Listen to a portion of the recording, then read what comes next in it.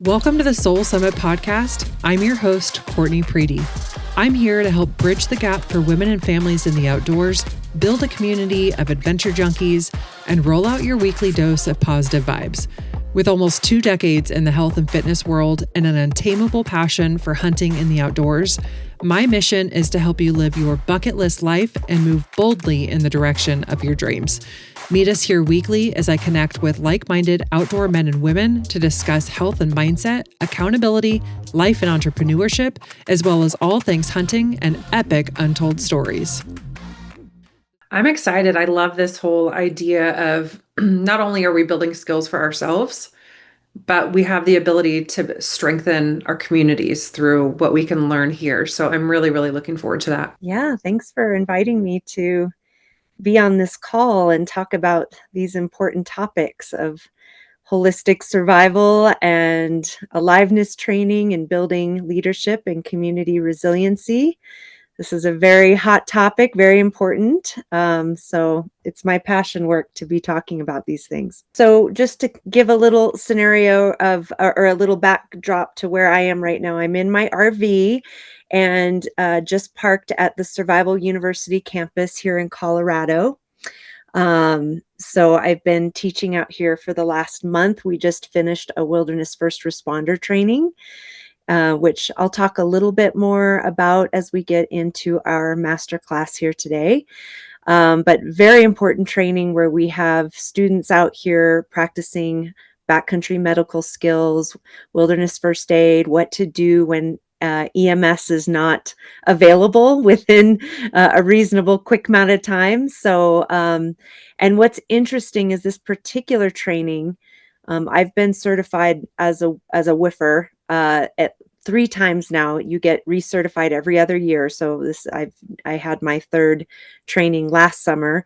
And since last summer's training, I've had 2 medical emergencies that I've been the first responder to in an urban setting, not even in the backcountry, but just being, living life, doing things, and being the first person to be on the scene of something happening, a crisis. And that training has been so powerful to be able to just have the confidence to step in and know that I can help and, just to kind of get in and get involved. So many people, I've witnessed it twice now in both of these scenarios. People just kind of stand around and stare and they don't know what to do. And maybe they call 911, but they're also just on the phone with 911, not knowing how to help someone who's face down on the ground. And so that's been something interesting that has kind of been a big realization that training is just as important for everyday community to have some basic medical skills training just to help one another out in a situation that could go, one of 2 ways, depending on how quick people are there and can help. Yeah. So that just happened. I was just involved with a big event here in Colorado, just walking out of a restaurant and seeing someone face down on the ground and starting the whole process of care. And they got airlifted out. And from what I've heard, they have made it, even though they were unconscious and barely breathing by the time they got in the ambulance. So it was just like, oh, so thankful for these types of, trainings that I don't feel helpless. And then we'll get into that hot topic today, right? Because we're going to be talking about building personal resiliency, self-reliance, skills training, and how we can empower ourselves with skills in this time that is, we could just call it a very potent time in our world. And I'll just kind of get right into it. All right. So my name is Jess Caldwell. I'm the founder of Wildkind Outdoors. I've been teaching wilderness, outdoor education, wilderness skills training, aliveness training for the past 5 years. This has been my full-time work. I had the absolute pleasure of getting connected with Courtney with her outdoor journey. We've become just friends and colleagues in this space of women in the outdoors. And I've had some wonderful talks with Courtney. We've had some great experiences, and most excited to come join the Her Outdoor Journey group of women who are coming together in August for the Women's Wilderness Summit in Montana. That's next month. I'll be teaching wilderness survival training, and then of course there's so many other incredible women educators who will be there teaching. So if you're on this call, I really hope you can bounce over to the website and check out what that event is and come join us in Montana. It's going to be very exciting, very empowering. And so anyway, let's talk a little bit about what I call holistic survival, because that is an interesting word to share when you're talking about survival and holistic, and how do those two things come together. I really have been working with that term lately, because here's the bottom line.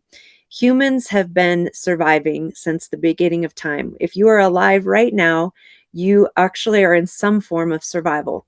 All of our needs always have to be met, from being able to have a healthy body, to being able to procure food, safe drinking water, a place that we can shelter in, whether that's our home or whether we know that we can make it through the night and our needs are met in terms of our body temperature regulation, abilities like how to work with the elements from fire, water, earth, and air, and breathing. All of that is part of our every single day survival, whether we are aware of it or not.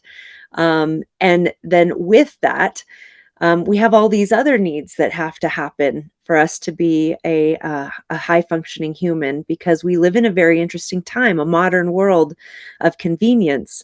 And so survival has had a different game. And a lot of us are alive and surviving, but it doesn't necessarily mean we are living with aliveness. We might be living our life, but are we fully embodied in this opportunity, which is to be human, to be a sentient being, to be someone on planet who is able to be here, present, having a personal experience and a relationship with friends, family, and the natural world in a way that brings in this holistic picture of our survival, because that has become an important piece of being alive in a modern and convenient world, is how are we living? And so holistic survival includes things like, are we living, or are we living with aliveness, or are we simply just living and moving through steps, but deeply suffering inside? And is that part of our holistic survival? Are we in connection with community, or do we feel isolated and abandoned, and a sense of just living in four walls and feeling disconnected from it all? This is also why holistic survival is important, because community matters, friendships matter, family matters, whatever that means to you. We all have different versions of family. But these pieces are all part of living well and living in these times.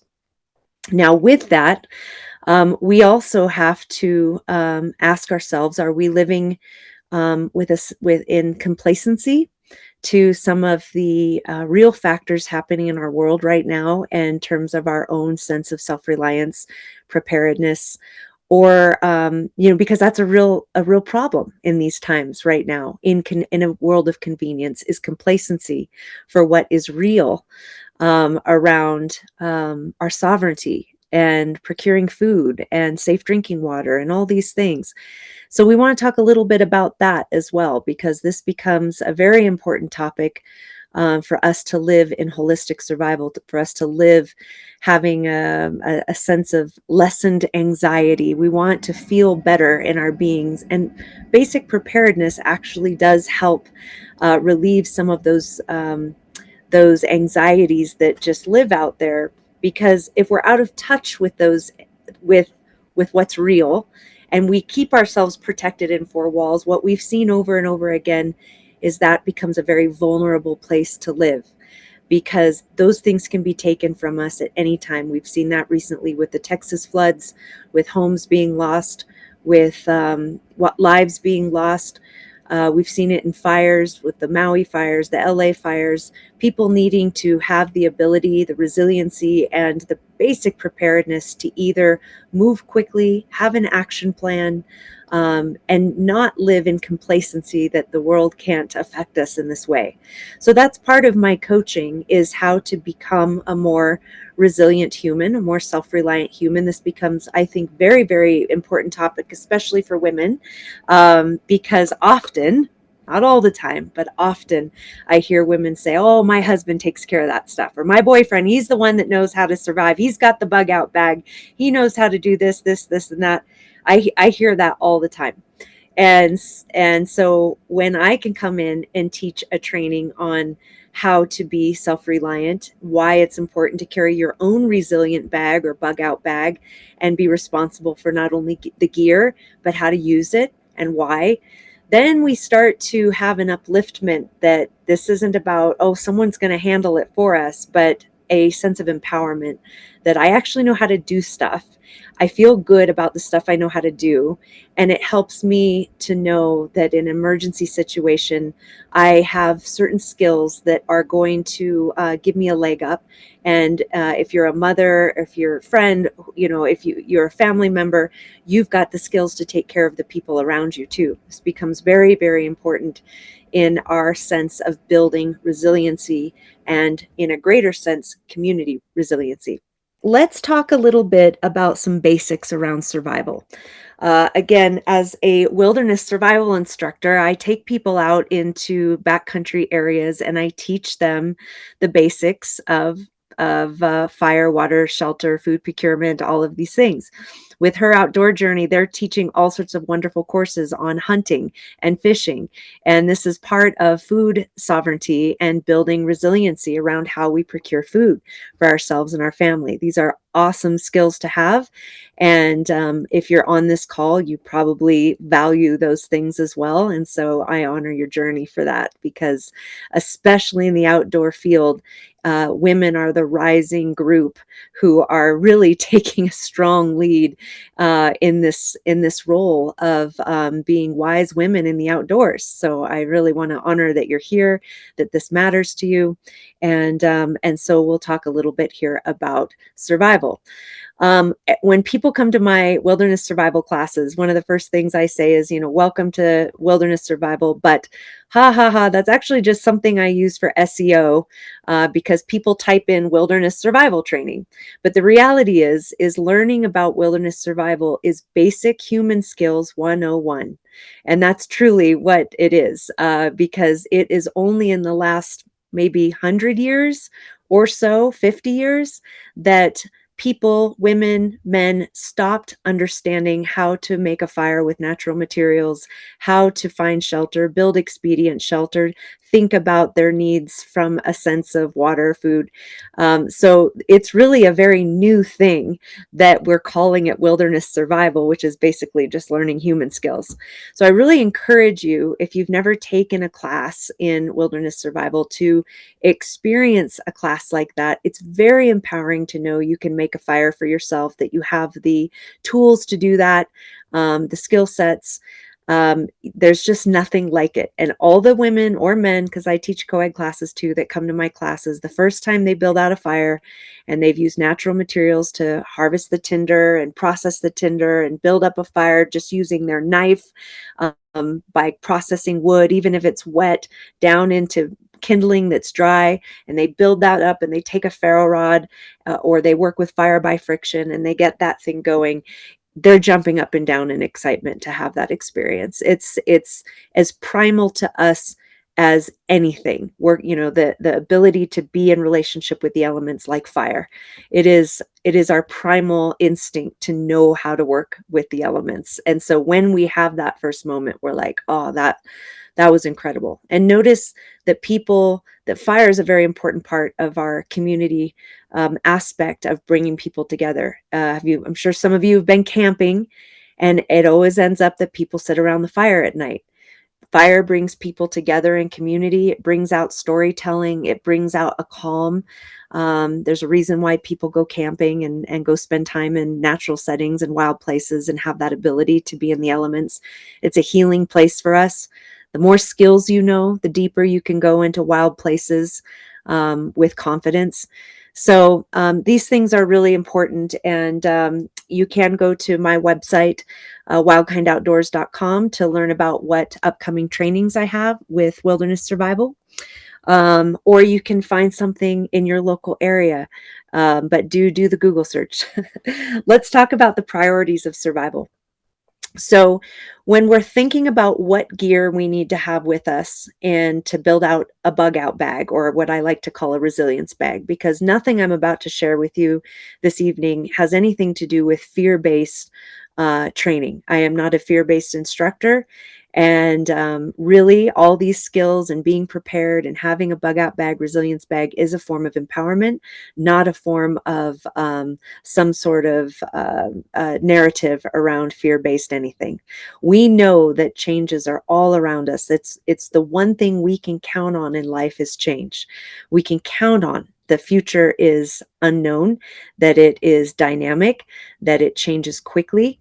And we just want to be adaptable. We want to be thinking ahead. We want to have long vision. We want to know that we can adapt with what's coming at us. And so when you talk about the rule of threes of survival, that's something that in most classes, when you take a wilderness survival class, they're going to talk about the rule of threes. So let me break that down. And once we break down the rule of threes for survival, we'll start to think about what a kit would need in order to cover those things of the rule of threes. So a human can go 3 minutes without oxygen, or in terms of our body's okayness, blood loss. So when it comes to the priorities of survival, the first thing we need to think about is our initial safety, our initial well-being, the health of our body. If we're in a situation where there's lightning going on all around us, or we are in a situation where we've got a cut and we're bleeding, we're not worried about any other form of survival other than our immediate needs and making sure that we can breathe and we're not bleeding. So one of the I'll kind of go back around with then relating this to our kit and what we're going to have in our bug out bag. But the most important thing is our whole being needs to be well enough to make decisions.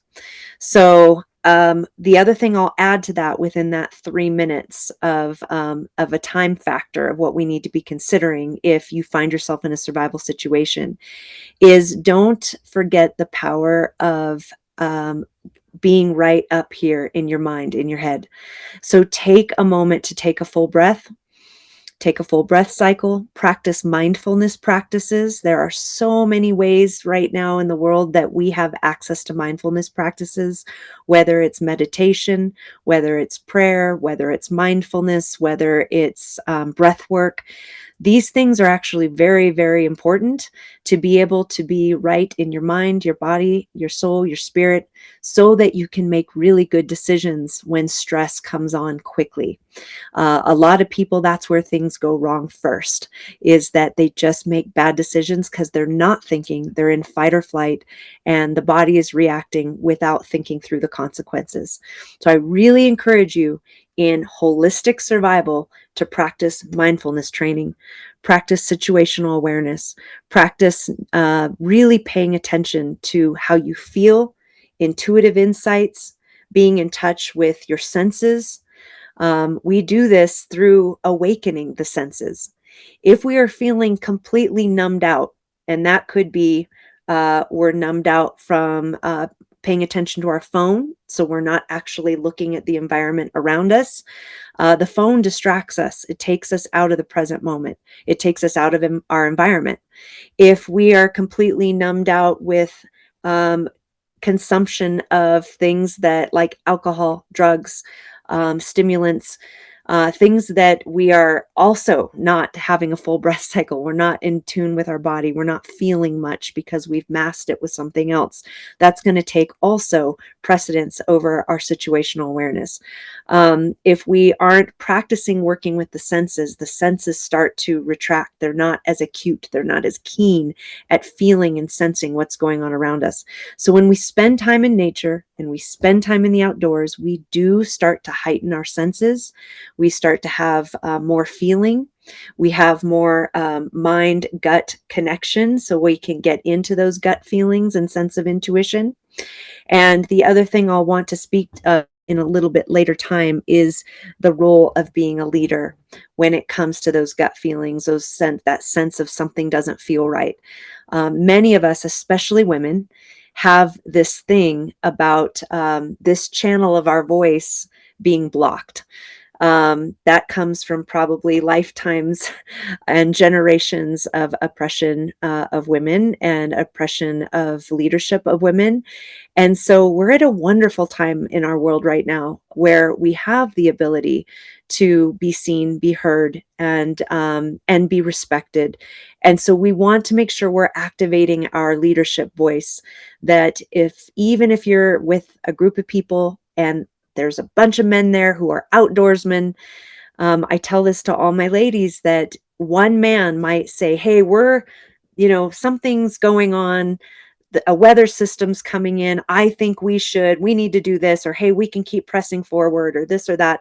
If something doesn't feel right for you, something that you're feeling uncomfortable with, you don't have to necessarily go combative with the people you're with, but it is important you voice that something's feeling off, you feel uncomfortable, and you want to, as a group or with your company, say, we need to evaluate the situation with a little more awareness and a little more mindfulness because I'm feeling off.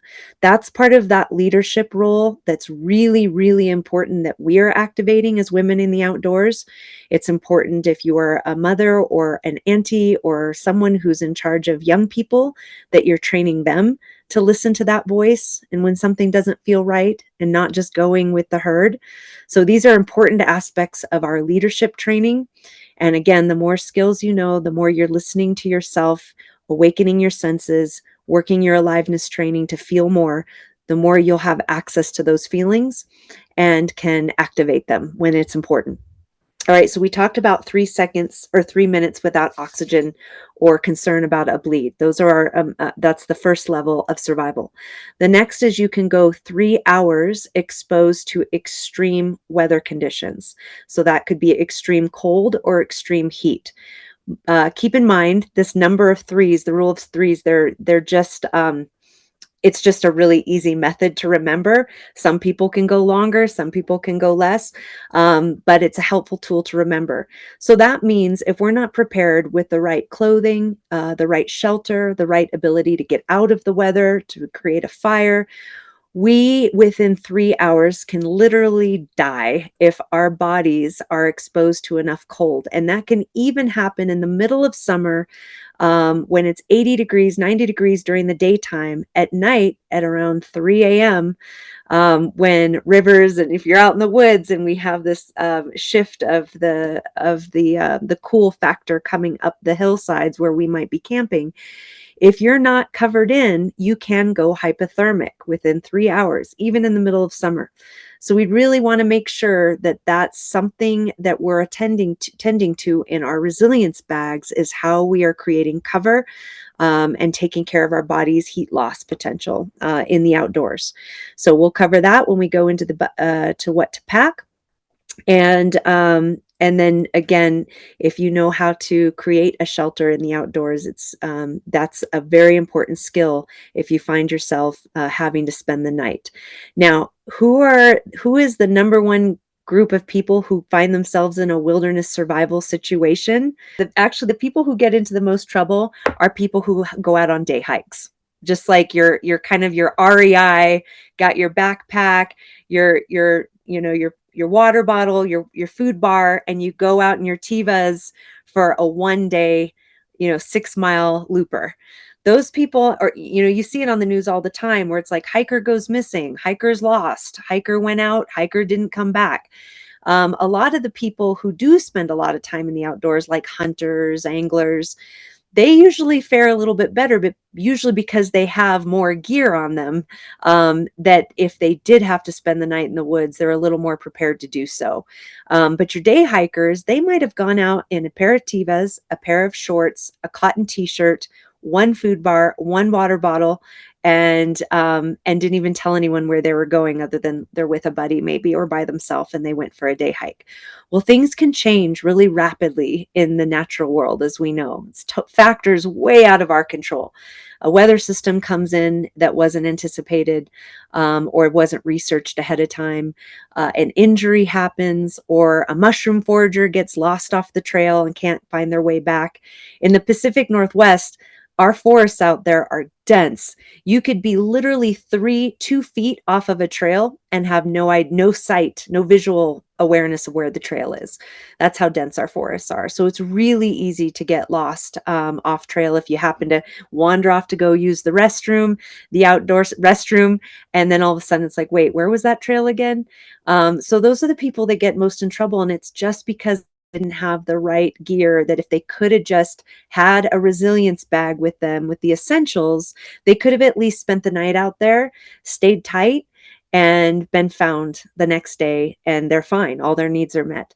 Or if they had communicated properly with where they were going, and have the proper communication devices, they would have been found easily. So a little bit of heads up prep is really could be a life or death situation where you find yourself resilient and getting home because you have the right things with you to make that happen. So we talked about 3 hours exposed to extreme weather. You can go 3 days without water. So water becomes the next priority. And if you've ever gone a long time without water, and I have, because I've done lots of different training scenarios for myself, and I've done solos, and I've done survival solos, and I've gone a day and a half without water, and it is unbelievable. You don't think about food at all. Your brain starts to slow down. This brain fog kicks in. Your body, your mechanisms of action aren't working. Your fingers aren't working. Things just don't function right. So it's very important that we have water and know how to procure water or treat water so that we can drink it. And that is our next level of importance. After that, we can go 3 weeks without food. So that is our least important thing on the list of priorities, because we can actually go a long time without food. It's helpful to have a food bar with us, or some high protein or high carb or even high sugar survival food with us. It certainly makes things a lot smoother, gets us sustained a lot longer, but it's not the priority.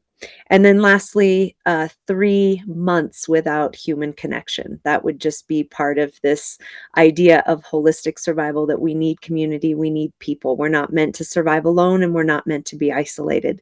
So that's just another aspect to this piece. Some also bring in one other little 3, which would be the rule of hope, that we can go 3 seconds without hope. And what that also really kind of speaks to is what our own sense of living with aliveness, living with the will to live. There's all sorts of incredible books that I've read out there on the market around survival, like Who Lives, Who Doesn't, and Why. And incredible stories of people who had an superhuman ability to believe, to have hope, to stay the course even when things got so bad, and where others might just give up. So part of our holistic survival plan is to create enough sense of just love of self, love of life, love of whatever it is that gets you home, so that those pieces are there for you to anchor into. So I carry with me the gear that I need to cover all those 3s we just talked about. And whether I'm in urban setting, because I'm also into urban survival planning, that's something that I'm totally into. I'm a gear gal. I like to have the right gear to do things. Some of you, someone's asked, what's the difference between bushcraft and survival? Well, we get out and practice bushcraft, which gets us out into the outdoors. It gets us out to the nature. So bushcraft is things like, what tools can I learn or build to become more self-reliant in the outdoors? Some people take a knife and build out chairs, or they do the fire by friction, or they bushcraft some hunting traps just with their knife and sticks. So it's bushcraft is this ability to work with the natural world to create the things we need, that maybe some of our original humans worked with in order to have fire, water, shelter, all those things. They made stuff. They made stuff in the natural world, and they made it with sharp stone tools, which we now have knives for and saws for and different blades.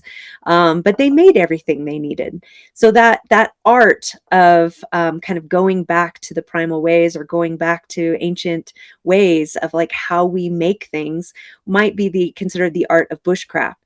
Well, survival is you're out practicing your bushcraft, making fire by friction, doing all this cool stuff. But survival is how you're going to get back home, back to your city dwelling, because ultimately, a bushcraft scenario is more of a long-term mindset of how we become more self-reliant.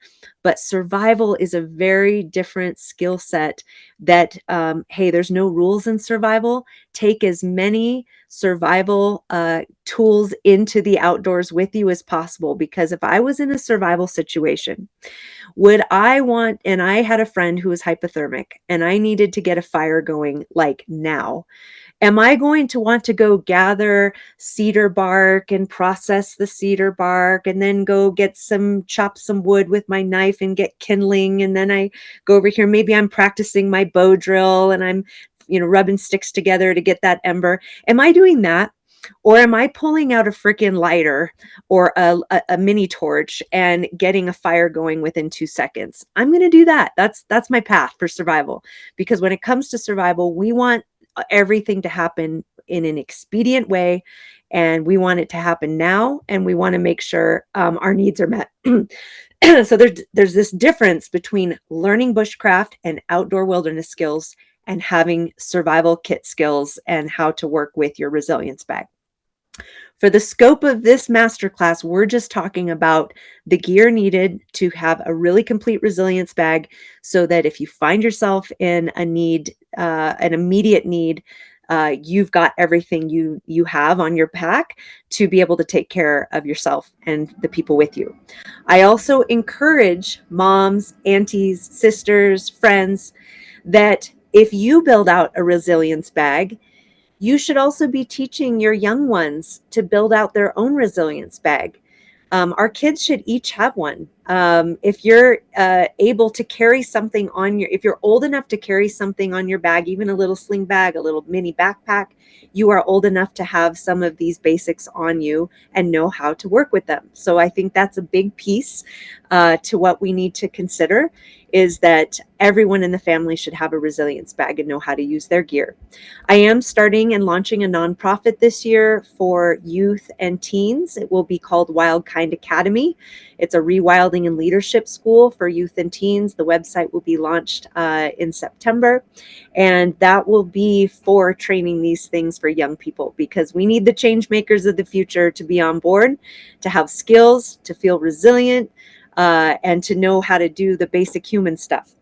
All right, so if I'm in an urban setting, I might just carry. This is my purse. It's a little tactical, I realize, but even if you do carry a lady purse, it can have all the gear in it that you need in an urban setting. But this I can just, place over me like a sling bag. I can carry it here, and I've got everything in a bag this size that basically covers those priority of survival. And I'll go over what that means for me. Because I'm a wilderness first responder, and I talked a little bit about that at the beginning of this course, the importance of that training, I always keep a med kit in my pack. I keep a med kit with a tourniquet, so I have a trauma kit. I have a way to stop a bleed. I have gloves in here. I've got a CPR mask in here. I've got things that if I'm the first on a scene, even in an urban setting, I'm able to get out what I need and keep a person hopefully alive or sustained until EMS gets there. This is the level of my training. That's why I carry a pretty robust kit that has everything that I'm trained in on how to support an emergency situation. So also just letting you know that in November, I'm partnering with Off Grid Medic. They are the certifying body that I've worked with, and we are going out to Texas to do another wilderness first responder training. So that's on my website if you want to check it out. All right, so that med kit, whether this is in a bag this size in my urban setting, or whether it's in a backpack this size that I keep in my car, or I do a day hike with, because I never just do a day hike with, what I mentioned the scenario before. Everything I need is going to be with me at all times. So that's that bigger bag I keep in my car. And if you are someone who travels by car, which all of us do think about always having a kit in your car and shoes, hiking boots, because I know some of us here live in the Pacific Northwest. Well, we always have that concern of earthquakes. We always have the concern of potential things happening. That means maybe the road systems aren't what we're expecting. Maybe our car breaks down. Maybe we have a major weather event. But we want to be able to, if we're on our way to work and all we wore that day was a cute outfit and some wedges, which believe me, I have done many, many times in my life. I know that I can get in my trunk and I can put on my hiking boots. I've got my my wool socks. I can change clothes. I can put on my resilience bag, and I can either shelter in place for 3 days, or I can travel and get somewhere for up to 3 days away from the scene. So you want to be thinking in terms of, do you need just a little urban pack? This could also be just a day hike pack, or something more robust that lives in your car. Okay, so we talked about the first rule of threes was about the medical stuff. That's why we carry a medical kit, is to make sure we can stop a bleed, make sure that our body is intact, and someone we're with, we can help. The next one was that we can go 3 hours exposed to extreme weather. So for that, we need to talk about cover. How are we supporting our body heat? So everywhere I go, I make sure that I keep in my car or in my little bag a poncho. Now, this poncho, I love having a poncho because if it starts to rain, I can put this over myself and it covers my whole body. It covers my backpack. And so this is a great thing to have in my gear bag. I also have this particular poncho has grommets in it, which are these kind of little holes, and it works as a tarp shelter. So this could either be something that goes over my body, covers my gear, or I can work with paracord to set up an expedient shelter, and now I'm under cover from the elements. So the other thing to think about when it comes to your cover is the clothes you have on your body. They actually say in the outdoors that cotton kills. That's just an expression.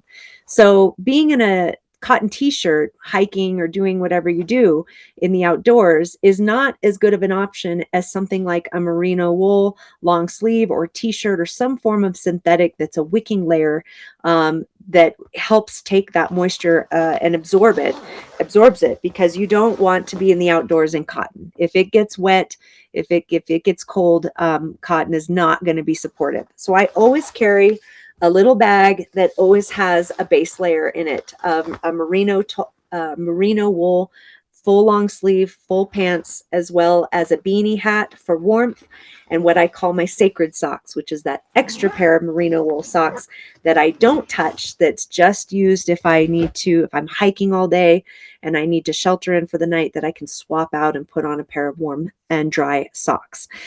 So shelter includes the clothing you wear, whether you have a hat, whether you have the right outer layers. Keep all those things with you in case of a changing environment. One pro tip that I'm going to bring to the table is I like to carry a very large black contractor garbage bag. I actually teach a course for kids called Trash Bag Survival, and we talk about the 15 uses of a garbage bag in a survival situation. The kids love it. And but what's amazing is that this is actually a tool that search and rescue pass out because it's cheap and it's easy to pack up in your pack. It weighs nothing, and you can turn this into many, many uses of survival. So carrying one of these is very, very helpful. Now, back in the day of the Boy Scouts, Girl Scouts, they used to teach that if you have your garbage bag, you'd cut a hole. So I've got my corners here. If I cut a hole right in the center, my head would pop out, and now I have a poncho. But this is not actually a great cover because my head is exposed. The rain's coming down on my head, water's dripping in through the center. So I teach people that with just a garbage bag, you can take the corner, cut, I'm hoping you can see that. You cut in just about 4 inches or so and cut out at a diagonal up back towards the corner out. And now I'm going to give a quick little demo. Okay. Wrong corner. Hold on. Okay. So now this is my garbage bag demo. I've got a full cover, which is a real poncho. I can breathe well. I'm fully covered. Not only is this something that I could sleep in if I had to, but the black of the color is heat absorbing. It gets real warm in here, fully waterproof. And you could put one of these in your kids' pack, teach them how to use this. And now you've got something super easy and super reliable. And if I had to, I'd cut armholes. If I don't have to, I wouldn't. So that's a fun little just understanding of how the garbage bag works as a survival method poncho. It could also be used, you never want to sleep on the ground. If you had to sleep in the outdoors for the night, get yourself up off the ground. The ground sucks all of the heat from your body. So we teach people to build up a raised bed using either plant material of any kind, sleep on your backpack if you have to, or take your garbage bag out and fill it with leaves and debris and anything you can so that you have a sleeping pad with your garbage bag. The garbage bag can also be a way to collect water. It can be a litter, a medical device to carry someone out of the woods if you had to. So anyway, it's a great tool, and I bring that in because it's fun, it's easy, it's quick, it's cheap, and anyone can add it to their gear. I also keep a little space blanket. This could be in my urban kit. It does the same thing that the garbage bag does, or that the poncho does. It can create an expedient shelter and a way to cover from rain. All right, moving on from those 3 hours exposed to weather, we're going to talk next about the 3 days without water. So my 2 things that I'm going to show you are, if you're going to carry a water bottle, one option is to carry something that's stainless steel. This is a 40-ounce stainless steel single-walled water bottle. This, in a survival situation, is a much greater tool than, say, the Nalgene plastic bottles, because I can go to a river, I can go to a lake, I can fill this up with water, and I can put it right in my fire, and I can boil it. And now this, after 3 minutes of boiling, this is now water that I can drink, according to the CDC. And I could also wrap something like a scarf around this and use boiled hot water on my body as a way to warm my body. So this has multi-uses. I can drink from it, I can boil water with it, and it often comes with a little nesting cup that I can then pour hot water into the cup. So that can go right in my backpack in the side pocket.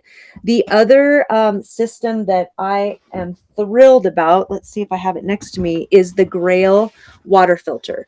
This is my top go-to water purification tool. The Grail is a spendy little device, but I have the titanium one.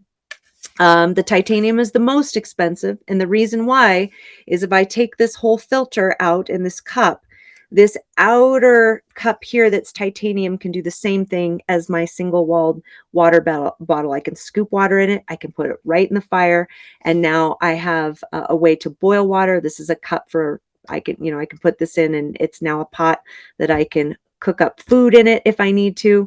But basically, this is the top level purification system on the planet right now for water. I travel with this to foreign countries. I travel with this everywhere, because if I have this thing with me, all I have to do is scoop up water, push this whole filtration system down. I drink right out of the top, and it's filtered within 10 seconds.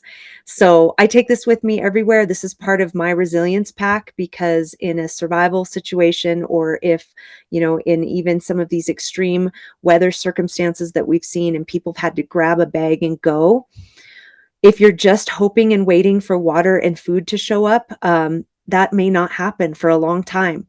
So if I know I have this with me, I know that I can have drinkable water. This will filter out bacteria, viruses. It filters out even like chlorine in water, anything. Like, I can go to a stagnant pool, scoop up water, filter this, and it's crystal clear, doesn't have an odor, and I can drink it. It is phenomenal. So I really highly recommend the Grail for that reason.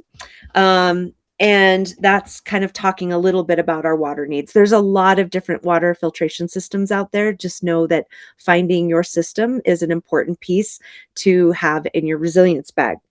Now we talk about 3 days without food. Well, great. Add some more food to your bag. I like to keep even in my little urban bag, this little pack goes in. It's just a freeze-dried food pack that all I have to do is add hot water, and I've got a full meal. I like to have things that are dehydrated foods, nuts, snacks, high protein, high energy, high carbohydrate, because I'm going to want that. If it comes down to it, I'm going to want it. I also like to keep in here packets of instant coffee. I keep electrolytes. I have nettle tea in here, as well as peppermint tea. The peppermint tea might be great if I'm having stomach problems, or someone I'm with is having stomach problems. I can make them peppermint tea. And you know what? Comfort's a big piece of our holistic survival practices. If I'm out in the woods for the night and I have to be out there and I don't want to be out there, I really want to know I can wake up in the morning and have a cup of coffee. That's just like a good start to my day. So I'm going to keep those instant hot chocolate for kids, coffee for me, but keeping some packets of hot chocolate would be a good idea too, especially if you're building out resilience bag for youth. So have some food with you, have comfort items with you, have some chapstick with you, things that would be important. If that, just those little things, that might make you feel better. I like to keep salt in my pack. I can make my own electrolyte mix with 1 teaspoon of salt and 9 teaspoons of sugar in a liter of water. Now you've got electrolytes. So I do keep little little salt containers in my pack. Actually, I have a salt container in my purse, in my pack, in my urban pack, everywhere, because salt to me is critical. I also have a fire kit. So in my fire kit, I don't just have one way to start fire. A lighter is not going to work every time. So don't make that the sole part of your fire kit. If you're at high elevation, or if you are in wind or in rain, your lighter's not going to work. So learn how to use a ferro rod. A ferro rod produces a high spark, high heat way to light tinder on fire.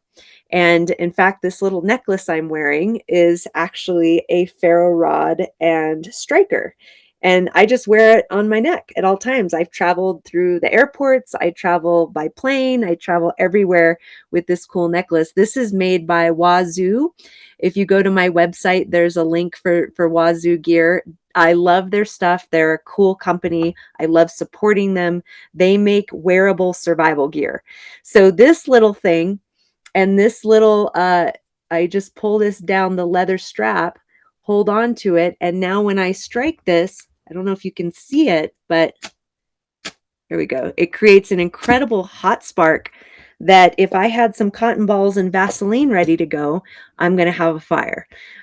So great little tool. I also carry with me waterproof, windproof matches because they work really well. I demo this all the time in my classes where I strike one of these matches, dip it in a cup of water, pull it out, and boom, it comes back flame. So you have some moments with this that this is better an upgrade than just regular matches. And I just keep that tinder. You can get little packets of Vaseline like this, put them all over your cotton balls, put your cotton balls all massaged with Vaseline into some sort of waterproof container and keep it in your kit. Once you take out your cotton ball with Vaseline, refluff it up, strike it with a ferro rod spark, and you will have a full flame for 5 minutes. And that way you can be building out some other pieces of that fire. So have a fire kit with you, have some blades with you or a way, I always have my knife. I have a bushcraft full tang knife that I work with because I can create firewood from this by hammering down that. I can process wood basically with a knife. I carry a little handsaw in my kit so that I can build out shelters. I can build out firewood. A lot can happen with a little handsaw. I also carry a multi-tool. So I have different forms of blades for different jobs. So depending on what you're doing, again, if you're just going out into the urban setting, just make sure you have a way to hydrate yourself. So some sort of way to filter water, to have cover.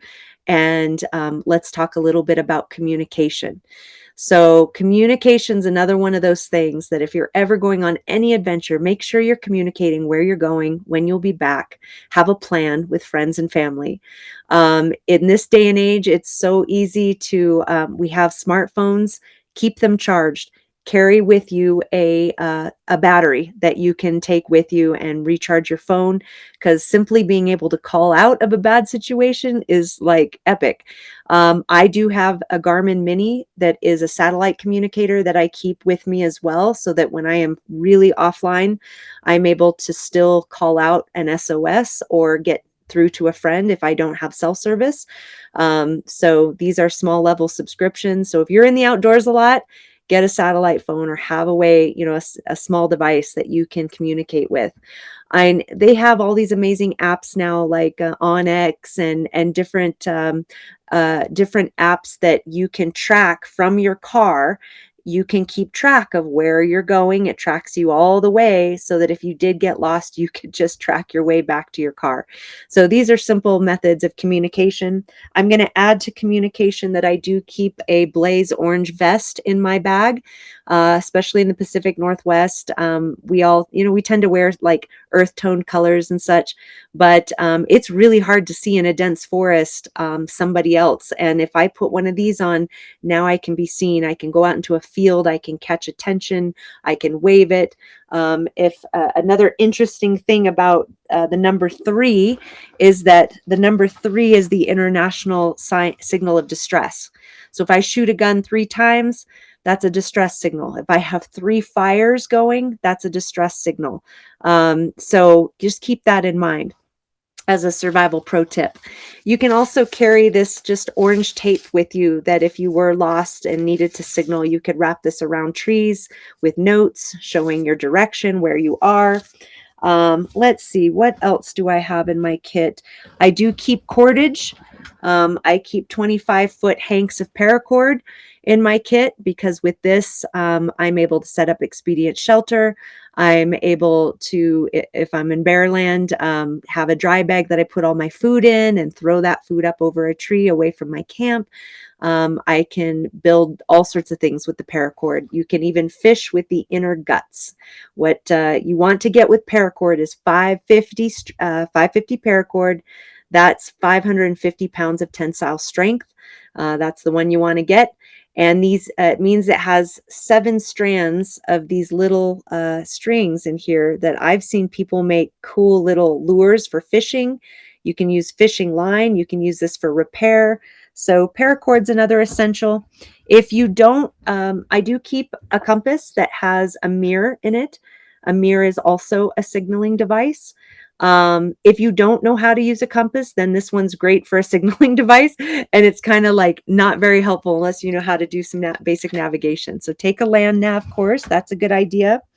And that's for right now, kind of the essentials of what I'd have in my bug out bag or my resilience bag. Lastly, forgot a headlamp. You want to be hands-free as much as possible. So I like headlamp over flashlight, and always keep your batteries separate from being stored in the headlamp. So I put my little batteries in a plastic bag and keep that separate. Let me finish with this.